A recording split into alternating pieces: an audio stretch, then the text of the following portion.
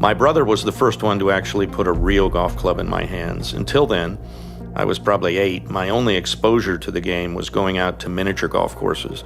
This is the way we grow the game. We share our passion. In the end, it's golfers who bring new players into golf. It's golfers who get them hooked. I think the game is truly one of a kind when it comes to getting people interested and intrigued in playing golf. You can ask any golfer around the world and they'll easily remember the first time they set foot on a golf course. That very first impression of the open space, the first hole, the hazards, the nerves. Eventually, all of that gets tamed through practice, learning, and of course, figuring out new ways to beat the course and to come back time after time to try and do better. I think if we were to ever define the role of the golf course architect in just a few clear words, it would be that simple thought: to get players to come back time after time.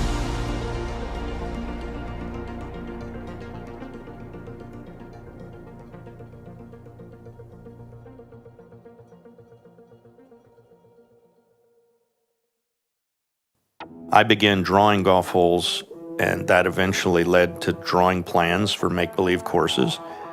And then, thanks to my parents, I created a short pitch and putt course in my backyard. And I hear similar stories from golf course architects all the time. It's a lot of times how we became inspired at an early age. My parents encouraged my interest in golf, which was fortunate because neither one was exposed to the game. My mother was an educator with a PhD. My father was an inventor. Back in 1952, my father invented 3D film technology. I think whatever creative drive and ambition I have, I'm pretty sure it comes from their backgrounds and values. For most of us, our careers started by focusing on the golf course itself. I mean, after all, we're called golf course architects, so naturally creating golf courses is what we set out to do day in and day out. But when I think about what we do, I believe it's important that we also consider the game itself. The game is what holds everything in place. Golf has so many dimensions, it's a wonderful blend, but when we boil it all down, when we think about the game, it can open our eyes to all sorts of possibilities. It's our work that creates the puzzle. The player confronts it, and then each time they complete one puzzle, we give them another, and then another, and finally they have an entire golf course. The work of the golf course architect is truly unique. The dimensions of golf run far and wide. Of course, there's this strong connection to nature and the environment. There are the physical demands and coordination, mental exercise, and then you add in this very meaningful dimension, which is the social connection. In golf, we bring people together on golf courses. Friendships are created, and all this happens on the playing board that the golf course architects bring to life. The art of the golf course takes people all over the world to discover one-of-a-kind places and landscapes. Our game has its own lifestyles, fashions, and professional platforms. I think as golf course architects, we need to keep in mind that we share the game with an entire economy of people: manufacturers, retailers, maintenance, construction, the superintendents, professionals, operators. And in today's world, we can add technology to the list. I'm a firm believer that technology innovation has a profound effect, and it will continue to touch every part of the game in our courses as we move forward into the future. We have given people a place to have fun, to enjoy the outdoors, and in the process, we've established open spaces that are sustainable. Our designs have increased land values, and we've had a hand in building this huge $90 billion golf economy. The golf course architects have also done our part to treat the land with respect. A few years ago, we added up all of the wetlands, the forest, the other naturalized areas of America's golf courses, and the total came out to an area that was larger than Yosemite National Park. Now that's 750,000 acres of habitat, basically, that's the result of the good work and plans of golf course architects and our clients. Everyone in golf should take pride in the fact that the open spaces of golf courses literally serve as the lungs of society. My first awareness of ASGCA came about when I wrote off to the Society for Information. I think I was 12 years old.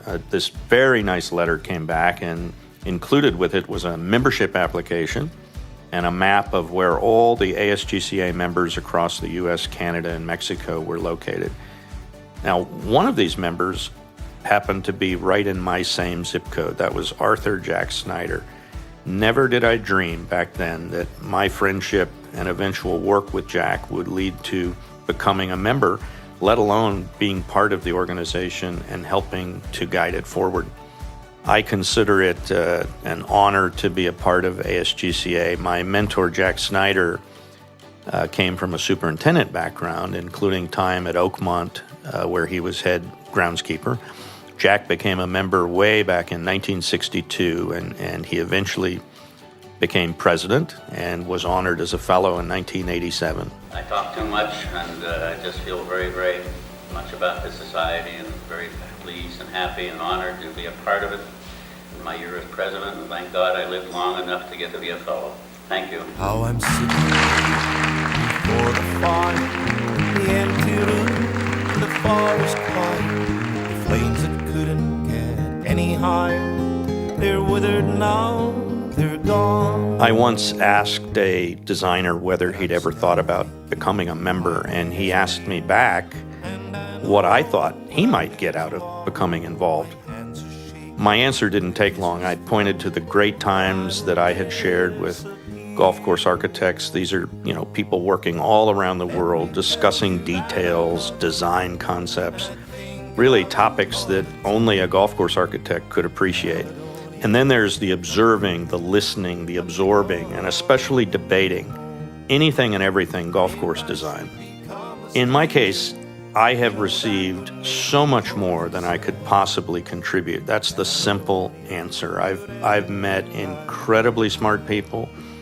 I've been exposed to new ideas. I've had the opportunity to hear from those responsible for creating some of the greatest work of our generation.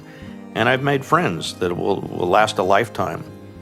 Being part of your profession requires learning all that you can and surrounding yourself with different voices, different perspectives. And there's also the history. Some of my fondest memories have been spending time with our senior ASGCA members, people who've actually had the fortune to know such legends as Donald Ross, Stanley Thompson, Perry Maxwell, Billy Bell, A.W. Tillinghast.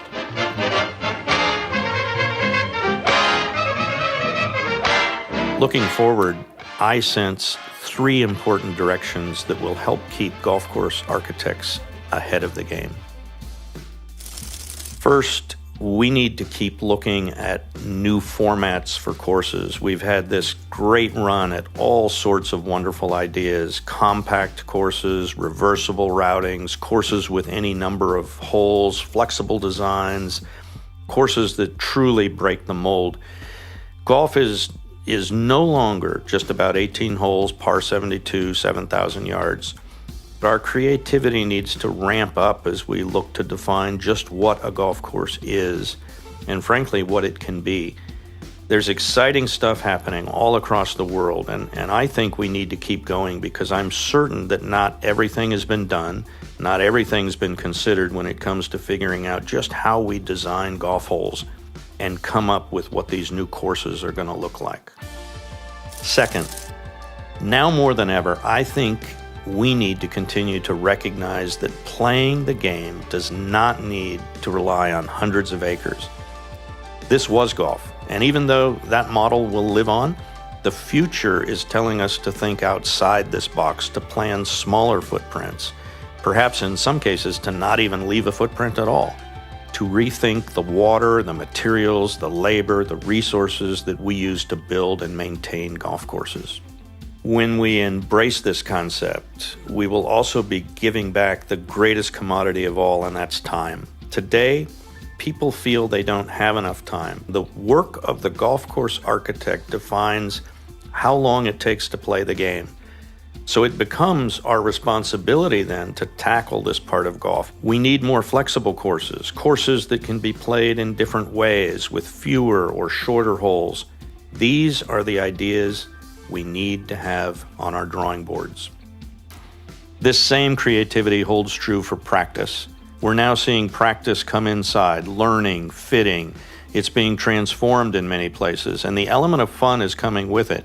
Whether indoors or out, fun is now a part of the program. We're bringing people into golf facilities that aren't even golfers, and that's great for the game. Third, as golf course architects, I feel our job is not just to create golf courses. Sure, I mean, this is our art, the creativity, our experiences, that's what sets the stage.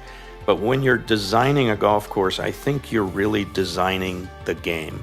There may be no better group than the world's few hundred golf course architects to dig deep into the game itself. We're the part of golf that has the creative DNA to design and invent. It's time to harness that creativity to think of new ways we can play and enjoy the game, to dream up what's next. We need to remember that the game of 400 years ago was nothing at all like it is today. In some instances, there weren't even any holes in the ground. I mean, there were posts or other kinds of targets. The word golf course meant nothing at all until the game had been played for several hundred years. Players long ago decided where to aim next on the spur of the moment and without any formula at all in terms of yardage. There was no par. Targets could be right over the hill or even a half a mile away. There would be change by day, by group, by nature. Does golf only happen when we have clubs and balls? Should courses only be made up of what we have come to label as golf holes? And are those golf holes restricted to the typical series of tees, fairways, and greens? Have we devised all the hazards to put before a golfer? We have become so accustomed to standards, norms, policies, and rules that our golf courses have unfortunately taken on some of these very same characteristics. Let's start asking whether there are new ways to play the game, and not just ways, but the wheres, the whens, and the whos. Who are we getting out to play the game? The game has a place both indoors and out, maybe in the summer, in the dead of winter, on turf, or maybe something we haven't thought of yet. The game itself is where I think we can make a difference, and creativity is where we will help mold the game to fit an entirely new generation that's yet to come to golf. Golf courses of the future should be different, and they will be different. We have the opportunity to make sure that that difference is more fun, more enjoyable, more diverse, and more inviting. There's no doubt at all that we will continue to draw from the greatest examples of the past. But just as the game has changed up till now, I know it's going to change moving forward. My message gets back to this passion for bringing new people in to enjoy the game of golf on whatever playing board it is we come up with. As golf course architects, there may not be a greater or more important challenge. Being even more creative is something we should all be willing and ready to answer. Together, these are the directions that I believe will make golf stronger, will take us all farther, and down the road, I really believe it will get us ahead of the game.